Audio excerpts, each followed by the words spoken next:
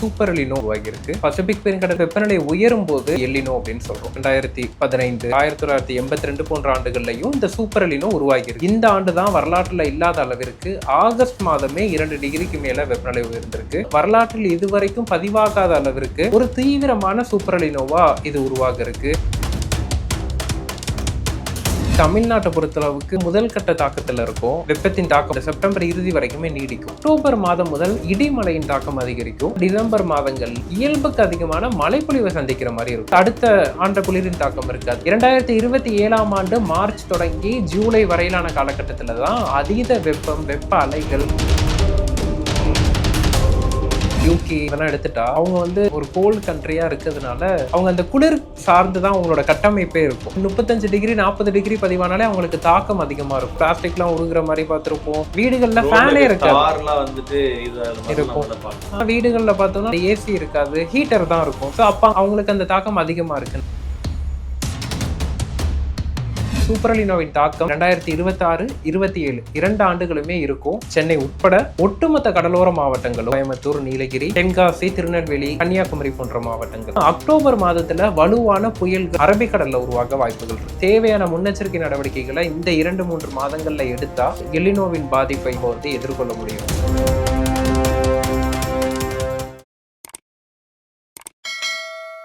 ஆரோஸ்நேலுக்கு வணக்கம். நான் உங்கள் அஜித். ஸோ இன்னைக்கு என் கூட டெல்டா வெதர்மேன் ஹேமச்சந்திர அவர்கள் தான் இருந்திருக்காங்க. பிரதர் வணக்கம். வணக்கம். எப்படி இருக்கீங்க? நல்லா இருக்கு. நல்லா இருக்கீங்க? நல்லா இருக்கேன் பிரதர். போன மலையில சந்திச்சது, திருப்பி மழை வரப்போகுது, திருப்பி சந்திச்சிருக்கோம்.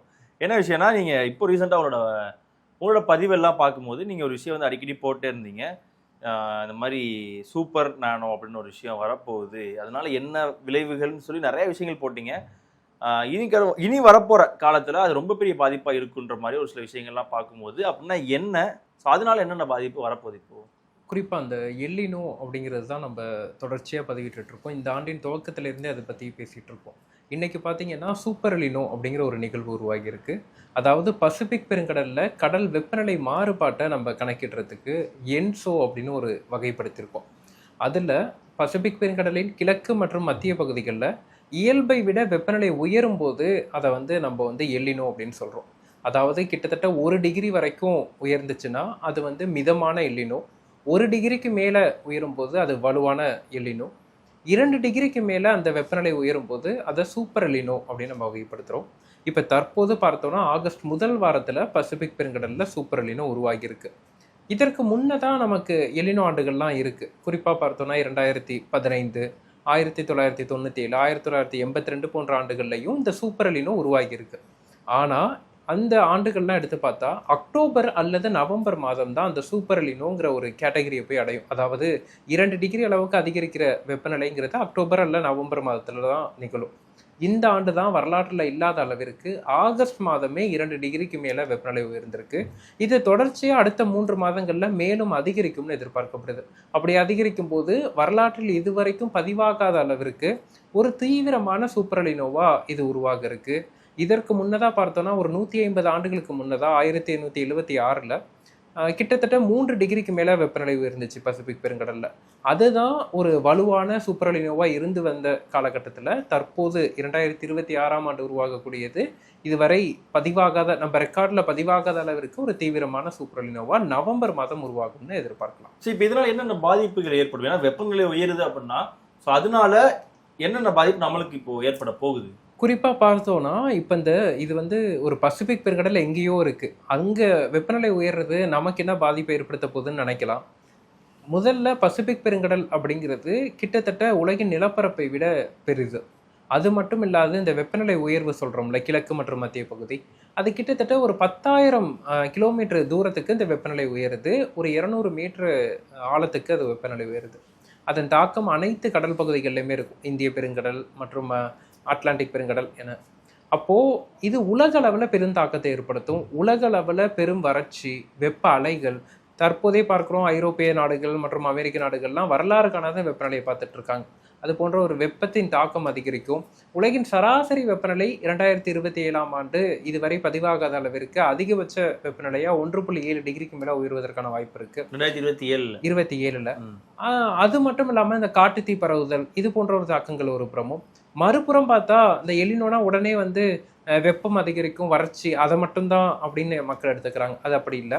ஒரு பெரும்பாலான பகுதிக்கு இது போன்ற ஒரு தாக்கத்தையும், ஒரு குறிப்பிட்ட பகுதியில் அதீத மழைப்பொழிவு, ஒரு வருடம் பெய்ய வேண்டிய மழைப்பொழிவு ஒரே நாளில் பதிவாகிறது, ஒரு வரலாறு காணாத மழைப்பொழிவு, தீவிரமான மழைப்பொழிவு, இது போன்ற ஒரு தாக்கத்தையுமே ஏற்படுத்தும். அப்படி பார்த்தா நமக்கு வறட்சி, வெப்ப அலை, வெப்பத்தின் தாக்கம் உயர்வது இது ஒரு புறம். அதே போல குறுகிய காலத்துல தீவிர மழைப்பொழிவு, வரலாறு காணாத மழைப்பொழிவு, அதீத மழைப்பொழிவின் தாக்கம் மறுபுறம்னு 2 விதமான தாக்கத்தையுமே இந்த எலினோ ஏற்படுத்தக்கூடியது. அதே மாதிரி இப்ப ஜூலை எண்ட்ல இருந்து நமக்கு அப்பப்போ மழை வந்து பெய்யறது நம்மளால பார்க்க முடியுது. ஆகஸ்ட் மாசம் ஆரம்பிக்கும் போதே மழை அதிகமாக, ஏன்னா ஆடி மாசம்ன்றது நமக்கு இந்த காற்று தான் அதிகமா நம்ம வந்து எக்ஸ்பெக்ட் பண்ற மாதிரி இருக்கும்.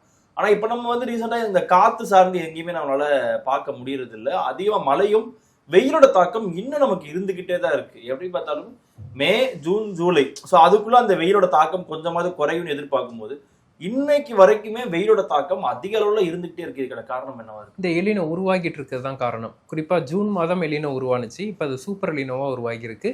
இந்த சூப்பர் எலினோ மேலும் தீவிரமடைய இருக்கு. இதன் தாக்கம் பார்த்தோம்னா இயல்பா நமக்கு ஏப்ரல் மே மாதத்தோட வெப்பநிலை குறையும் ஓரளவுக்கு தமிழ்நாட்டில். ஆனால் இந்த ஆண்டு ஜூன் ஜூலை மாதங்கள்லையும் வெப்பநிலை வந்து 40 டிகிரி கிட்ட பதிவானுச்சு.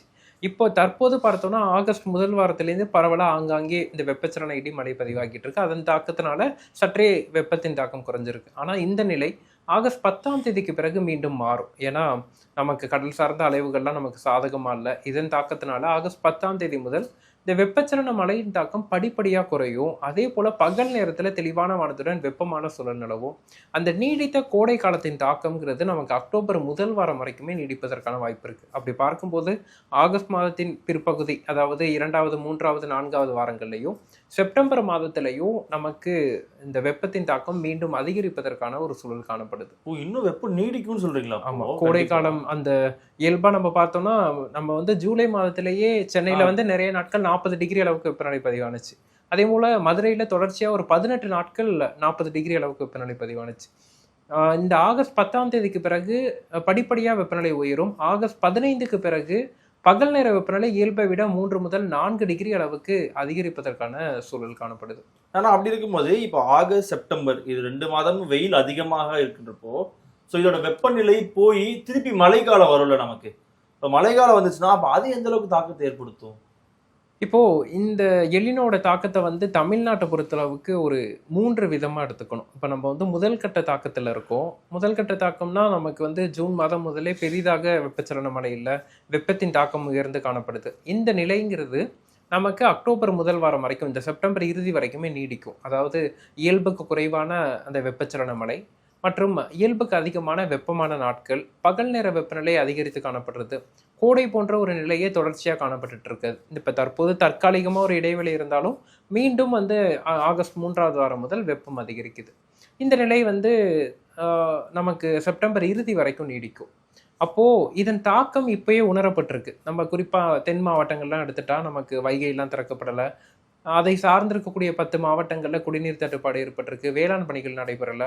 அதே போல் நமக்கு வந்து காவிரி டெல்டா பகுதிகளிலையுமே வந்து மேட்டூர் திறக்கப்படாததுனால நமக்கு தொடர்ச்சியாக குறுவை நடைபெறலை. பல மாவட்டங்களில் நமக்கு குடிநீர் தட்டுப்பாடும் ஏற்பட்டுருக்கு. இப்போ அடுத்த கட்டமாக சம்பா பட்டத்துக்கும் ஒரு கேள்விக்குறியான ஒரு நிலை ஏற்பட்டிருக்கு. முன் சம்பா வந்து சந்தேகமான ஒரு நிலை அடைஞ்சிருக்கு. இந்த நிலை செப்டம்பர் இறுதி வரைக்கும் நீடிக்கும். மீண்டும் அக்டோபர் மாதம் முதல் படிப்படியாக இந்த இடிமழையின் தாக்கம் அதிகரிக்கும். ஒரு புறம் வெயிலின் தாக்கமும் 2வது வாரம் முதல் இருக்கும். அதன் பிறகு படிப்படியாக வெயில் குறைந்து மழைப்பொழிவின் தாக்கம் அதிகரிக்க தொடங்கும். நவம்பர், டிசம்பர் மாதங்களில் இயல்புக்கு அதிகமான மழைப்பொழிவை சந்திக்கிற மாதிரி இருக்கும்.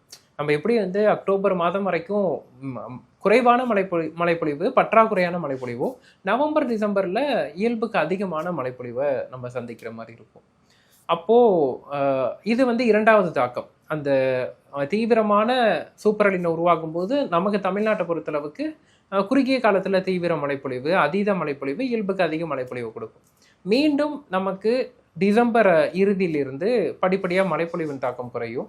இந்த ஆண்டு அடுத்த ஆண்டு பார்த்தோம்னா நமக்கு குளிர்காலத்தில் பெரிதாக குளிரின் தாக்கம் இருக்காது. ஜனவரி, பிப்ரவரி மாதங்களில் குளிரின் தாக்கம் குறைந்தால் அப்போதே வெப்பத்தின் தாக்கம் படிப்படியாக அதிகரிக்க தொடங்கி 2027ஆம் ஆண்டு மார்ச் தொடங்கி ஜூலை வரையிலான காலகட்டத்தில் தான் அதீத வெப்பம், வெப்ப அலைகள், இந்த வெப்பத்தின் தாக்கமும் நமக்கு வந்து அதிகரித்து காணப்படும். இப்போ இந்த ஃபாரின் எல்லாம் வெப்பத்தினால பாதிக்கப்படுறாங்க அப்படின்ற மாதிரி நியூஸ்லாம் பார்க்குறோம்ல. ஆமா. அதே மாதிரியான சுச்சுவேஷன் லெவலுக்கு இப்போ அங்கே என்னன்னா நமக்கு வந்து நமக்கு யூகே அதெல்லாம் எடுத்துட்டா அவங்க வந்து ஒரு கோல்டு கண்ட்ரியாக இருக்கிறதுனால அவங்க அந்த குளிர் சார்ந்து தான் அவங்களோட கட்டமைப்பே இருக்கும். நமக்கு இயல்பாக பார்த்தோம்னா நமக்கு வந்து வெளியில் இருக்கக்கூடிய வெப்பநிலை உள்ள வராத அளவுக்கு தான் அவங்க இது பண்ணியிருப்பாங்க. குளிர் உள்ள வராத அளவுக்கு. அது அப்படி இருக்கும்போது ஒரு 35 டிகிரி 40 டிகிரி பதிவானாலே அவங்களுக்கு தாக்கம் அதிகமாக இருக்கும். பாதிப்பு சில இடத்துல நம்ம பிளாஸ்டிக்லாம் உருகுற மாதிரி பார்த்துருப்போம். வீடுகளில் ஃபேனே இருக்காது. கார்லாம் வந்துட்டு இதாகிற மாதிரி நம்மளால பார்க்கணும். நம்ம பார்த்தோம்னா வீடுகளில் பார்த்தோம்னா நமக்கு வந்து ஃபேனே இருக்காது, ஏர் கூலர் இருக்காது, ஏசி இருக்காது, ஹீட்டர் தான் இருக்கும். ஸோ அப்போ அவங்களுக்கு அந்த தாக்கம் அதிகமாக இருக்குது. நமக்கு அப்படி இல்லை. அதான் கேட்குறேன். இப்போ அவங்களுக்கு அது வந்து கொஞ்சம் பெருசாக இருக்கும்போது இப்போ நம்மளோட பாடியாக இருக்கட்டும், நம்மளோட வெயில் தாக்கம் இவ்வளோதான் இருக்குன்றதை தாண்டி போயிட்டு இருப்போம்ல. இது அதிகரிக்கும் போது அது இன்னமும் அதோட வெளியே போகும்போது அதோட தாக்கம் அதிகமாக இருக்குல்ல. கண்டிப்பாக உணரும் வெப்பநிலை வந்து அதிகரிக்கும். இப்போ தொடர்ச்சியாக இந்த ஆண்டே நம்ம பார்த்தோம்னா பெரிதாக மழைப்பொழிவு இல்லாமல் வெப்பம் அதிகரித்து காணப்பட்டிருக்கு. இதன் தாக்கமும் அடுத்த ஆண்டு இருக்கும். ஏன்னா இது அட்மாஸ்பியரில் இருக்கும்ல. அப்போது மேலும் வந்து வெப்பத்தின் தாக்கம் அதிகரிக்கும். அது கொஞ்சம் ஆபத்தான ஒன்றா தான் இருக்கும். அதே மாதிரி இப்போ மழை இந்த நவம்பர் டிசம்பர் வந்துட்டாலே சென்னை மக்களுக்கு ஒரு கேள்வியாக தான் இருக்கும். இந்த வருஷம் எப்படி இருக்க போகுது? ஏன்னா போன வருஷம் நிறைய பேர் வந்து சொன்ன விஷயம் என்னன்னா பெருசா அந்த அளவுக்கு மழை இல்லையே பண்றப்ப நீங்க ஒரு விஷயம் சொன்னீங்க, மழை அந்தந்த சென்டிமீட்டர்ல பெய்ஞ்சிச்சு, ஆனா மக்கள் பெரிதளவுல எதிர்பார்த்தாங்க அப்படின்ற மாதிரியான ஒரு விஷயத்த நம்ம பேசும்போது நீங்க ஒரு தடவை சொல்லியிருந்தீங்க. மழை எவ்வளவு சென்டிமீட்டர் பெய்யுமோ அந்த சென்டிமீட்டர் போன வருஷம் பெய்ய வேண்டியது பேஞ்சிருச்சு அப்படின்ற மாதிரி தான் சொல்லியிருந்தீங்கன்றப்போ, ஸோ போன வருடம் இருந்த அளவுக்கு தாக்கம் இருக்குமா, இல்லை அதோட மேற்படியா ஒரு 2023 அந்த மாதிரி இருக்கும் ஒரு வெள்ளம் வந்துச்சு நம்மளோட சென்னையில். அப்போ வந்து வேளச்சேரியா இருக்கட்டும், இந்த சரணில் இருக்க மக்களுக்கு எல்லாமே வந்து இந்த வெள்ள அபாயம்ன்றது ஒரு வார காலம் வந்து தண்ணி தேங்கியே இருந்துச்சு. ஸோ அந்த அளவுக்கு மழை பெய்யறதுக்கான வாய்ப்பு இருக்குமா, இல்லை எப்பயும் ஆஸ் யூசுவல் என்ன சென்டிமீட்டர்ல பெய்யுமோ அதே சென்டிமீட்டரோட பெய்ந்துட்டு அப்படி போயிருமா?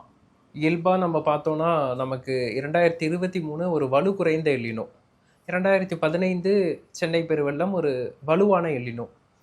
இப்படி இந்த எல்லினோ ஆண்டுகள்லேயே சென்னை வந்து பெருமழையை சந்திச்சிருக்கு. இப்போ தற்போது உருவாகுவது ஒரு தீவிரமான எல்லினோ, இது வரைக்கும் உலகம் பார்க்காத ஒரு எல்லினோ. ஸோ இந்த ஆண்டுமே இயல்புக்கு அதிகமான மழைப்பொழிவுக்கான வாய்ப்புகள் இருக்குது. அது எவ்வளவு தீவிரமாக இருக்கும், அது வெள்ளப்பெருக்கை ஏற்படுத்துமா என்பது குறித்தெல்லாம் நமக்கு செப்டம்பர் மாதத்தில் இன்னும் வந்து கிளாரிட்டி கிடைக்கும்.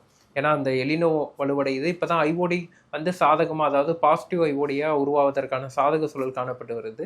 இதெல்லாம் வச்சு நம்ம வந்து செப்டம்பர் மாதத்தில் எந்த அளவுக்கு அதன் தாக்கம் இருக்கும் அப்படிங்கிறத நம்ம பார்க்கலாம். ஸோ இப்போ இந்த சூப்பர் எல்னினோன்னு சொல்கிறீங்க, வெப்பம் வந்து ஓரளவுக்கு உயர்ந்திருக்கு, ஒரு டிகிரி அடுத்த ஒரு டிகிரின்னு சொல்லி இது மேலும் உயர்வதற்கான வாய்ப்பு இருக்கா, இல்லை அவ்வளோதான் 3 டிகிரி தான் அப்படின்ற மாதிரி இருக்கா, இல்லை அதுக்கு மேலே உயர்வதற்கான வாய்ப்பு இருக்கா? இல்லை, இது வரைக்கும் நம்ம பார்த்தது 3 டிகிரி தான். இப்போ சமீபமாக பார்த்தா 1997 2.9 டிகிரி உயர்ந்திருக்கு. அதை தான் நம்ம பார்த்துருக்கோம். 1876 ஒரு 150 ஆண்டுக்கு முன்னதாக 3 டிகிரி அளவுக்கு உயர்ந்திருக்கு. அதுவும் நம்ம பார்த்தது. ஆனால் இப்போ பார்த்தோம்னா ஆகஸ்ட் மாதமே 2 டிகிரியை தாண்டிருச்சு. கண்டிப்பாக நவம்பர் மாதத்தில் 3.5 தாண்ட போகுது. 4 டிகிரிக்கும் மேலே போகலாம் அப்படிங்கிறது கணினி சார்ந்த தரவுகளோட சில எதிர்பார்ப்பாக இருக்குது. அது எப்படி இருக்குங்கிறத நம்ம தொடர்ந்து கண்காணிக்க வேண்டும். அப்படி கண்காணித்து தான் நம்ம அதை சொல்ல முடியும். ஆனால் இப்போ உருவாகிறது தொடர்ச்சியாக அது வந்து தீவிரம் அடைய தான் போகுது.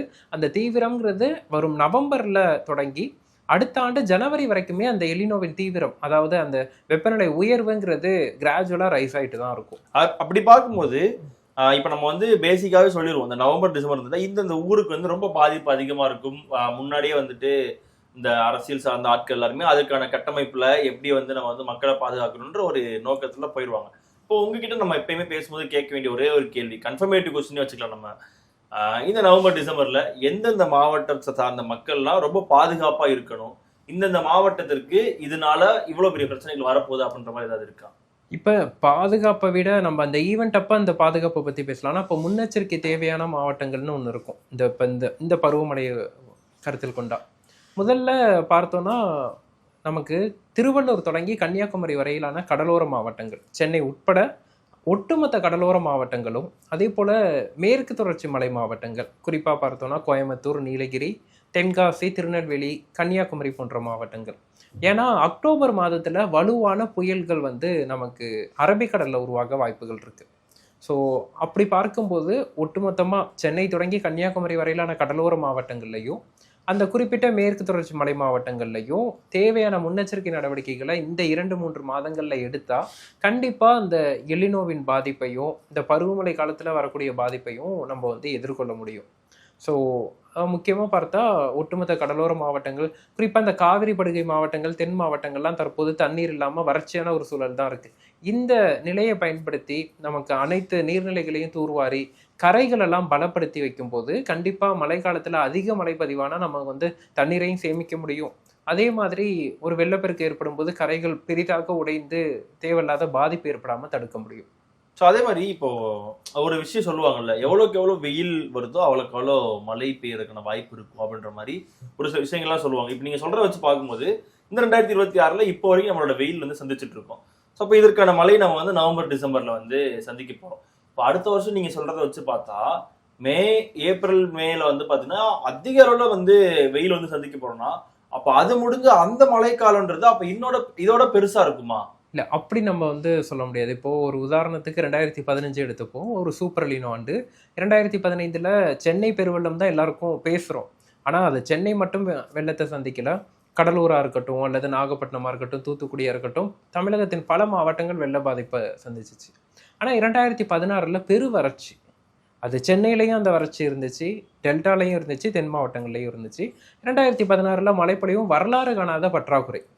அந்த வருடம் வந்து வெப்பமும் அதிகமாக இருந்துச்சு, ஆனால் பற்றாக்குறை. ஸோ இது இயல்பாக வெப்பம் அதிகரித்தா மழை பதிவாகுங்கிறது உண்மை. என்ன காரணம்னா, உங்களுக்கு வெப்பம் அதிகரிக்குது அப்படின்னா என்ன ஆகும், நீர் வந்து ஆவியாகும். அப்போது நீர் ஆவியாகிறதும் அதிகரிக்கும். இப்போ வெப்பம் அதிகரிக்கும் போது, இப்போ பசிபிக் பெருங்கடல்லே எடுத்துட்டா நமக்கு பசிபிக் பெருங்கடலில் தொடர்ச்சியாக வெப்பம் அதிகரிக்கும் போது அந்த பகுதியில் நீர் ஆவியாதலும் அதிகரிக்கும். அப்போது வளிமண்டலத்தில் இருக்கக்கூடிய நீர் இருப்பு அதிகமாகும், வாட்டர் வேப்பர் கண்டென்ட் அதிகமாகும். அப்போ நமக்கு குறிப்பிட்ட இடத்துல எக்ஸ்ட்ரீம் ரெயின்ஸ் வர்றதுக்கான பாசிபிலிட்டி வந்துடும். ஆனால் ஒரு சீராக இருக்குமா, பரவலாக இருக்குமா, சரியான நேரத்தில் பருவமழை பெய்யுமா, நமக்கு அது சாதகமாக அமையுமா, அது ஏதோ ஒரு பகுதியில் போய் அது மழைப்பொழிவு கொடுத்தா நமக்கு அது எந்த தாக்கத்தையும் ஏற்படுத்தாது. ஸோ இதெல்லாம் தீர்மானிக்கிறது பல டைனமிக்ஸ் தான். நமக்கு ஓசன் அண்ட் நமக்கு அட்மாஸ்பியர் டைனமிக்ஸ் தான். ஸோ அதெல்லாம் பார்த்து தான் நம்ம அடுத்தடுத்த ஆண்டுகள் எப்படி இருக்குங்கிறத சொல்லலாம். ஆனால் ஒட்டுமொத்தமாக இந்த சூப்பர் எலினோவின் தாக்கம் 2026, 27 2 ஆண்டுகளுமே இருக்கும். அது வெறுமனே தமிழ்நாடு, இந்தியா சார்ந்து இல்லை, உலக லெவலில் பெரும் தாக்கத்தை ஏற்படுத்தும். அதுதான் கடைசியாக ஒரே ஒரு கேள்வி தான் கேட்க வந்தேன். என்னன்னா, நம்ம வந்து ஜென்ரலாக தமிழ்நாடை பற்றி மட்டுமே கேட்டுட்டு இருந்தோம், பேசிக்கிட்டே இருந்தோம். இப்போ கேரளால இப்போவே நிலச்சரிவுல இருந்து மழை அதிகமாக இருக்கு, எல்லா இதுலையுமே வெள்ளப்பெருக்கு இருக்கு அப்படின்றப்போ இனி வரப்போற காலகட்டத்துல இந்த ஒரு தாக்கம் அந்த மற்ற மாநிலங்களுக்கு எந்த அளவுக்கு இருக்கும், எந்த மாநிலம் அதிக அளவுல தாக்கத்தை வந்து ஃபேஸ் பண்ண போகுது? இப்போ குறிப்பா இப்போ தென்மேற்கு பருவமழையை பொறுத்தளவுக்கு தற்போது வந்து பலவீனம் அடைய தொடங்கியிருக்கு. இந்த ஆகஸ்ட் 10ஆம் தேதிக்கு பிறகு பெரிதாக ஒரு தீவிரமான சூழல் இல்லை. ஏற்கனவே நமக்கு கேரளா, கர்நாடகாலையும் மழை பற்றாக்குறை தான் நிலவிக்கிட்டு இருக்கு. இந்த ஜூலை இறுதி, ஆகஸ்ட் முதல் வாரத்தில் பதிவான மழை தான் ஓரளவுக்கு அவர்களுக்கு நீர்நிலைகளை சற்று அதிகரிக்க செஞ்சிருக்கு. இந்த சூழலில் அடுத்து வரக்கூடிய நாட்களில் பருவமழை குறையும். இதே தருணத்தில் ஒவ்வொரு மாநிலமும் எப்படி பார்க்குறாங்கன்னா, அந்தந்த ஒரு ஆண்டில் என்ன பாதிப்பு ஏற்படுதோ அதற்கு என்ன தீர்வுன்னு தான் பார்க்குறாங்க. இப்போது கேரளாவே எடுத்துட்டிங்கன்னா 2018 நிலச்சரிவுக்கு பிறகு அந்த நிலச்சரிவு ஏற்படாமல் இருக்கணுங்கிறத நோக்கி தான் போனாங்க. ஆனால் இந்த மாதிரி மழை பற்றாக்குறை ஏற்படும் போது அதை எப்படி நம்ம சமாளிப்பது அப்படிங்கிறதையும் யோசிக்கணும். அதே மாதிரி ஒவ்வொரு ஆண்டும் ஒவ்வொரு பாதிப்புகள் மாறும். நம்ம உத்தரகாண்ட்லாம் பார்த்தோம், எப்படி அது மறாண்டு நடந்துச்சான்னா நடக்கல. அப்போது ஒவ்வொரு ஆண்டுகளும் ஒவ்வொரு அந்த வானிலை நிகழ்வுகள் மாறுபட்டு இருக்கக்கூடியது. அப்போ இந்த ஒரு குறிப்பிட்ட மாநிலத்தில் என்னென்ன ஒரு பாதிப்புகள் ஏற்பட வாய்ப்புகள் இருக்குது, அதில் எது முதன்மையாக பெரிதும் அவ்வப்போது ஏற்படும், அதற்கு என்ன தீர்வுங்கிறத பற்றி அந்தந்த மாநில பேரிடர் மேலாண்மை தனியாக வந்து யோசித்து அதற்கான திட்டங்களை, செயல் திட்டத்தை வகுத்து அதற்கான ஒரு தீர்வையும் கண்காணிக்கும். ஓகே ப்ரோ, நிறைய விஷயங்கள் ஷேர் பண்ணீங்க. தொடர்ந்து பேசுவோம். இது என்ன ஆச்சு அப்படின்றத அடுத்தடுத்த கட்டத்தில் நம்ம பார்த்து என்ன எதுன்றதை தெரிஞ்சுக்கலாம். தேங்க்யூ.